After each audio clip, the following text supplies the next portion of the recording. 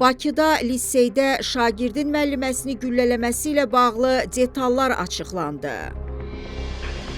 Daxili İşlər Nazirliyindən reporta verilən məlumata görə fevralın 6-sında saat 9 radələrində Binəqədi rayonunda yerləşən özəl İdrak liseyinin qarşısında 10-cu sinif şagirdi insident törədib. O, atasına məxsus ov silahı ilə məktəbə gələrək orada müəlliminə xəsarət yetirib. Polis əməkdaşları tərəfindən şagird saxlanılıb, ondan ov silahı götürülüb. Şahidlərin reporta verdiyi məlumata görə hadisə tənəffüs zamanı baş verib, bildirilib ki, güllə müəllimənin boyun nahiyəsinə dəyib. 1997-ci il təvəllüdlü müəllim kliniki tibbi mərkəzə yerləşdirilib, vəziyyəti orta ağır qiymətləndirilir.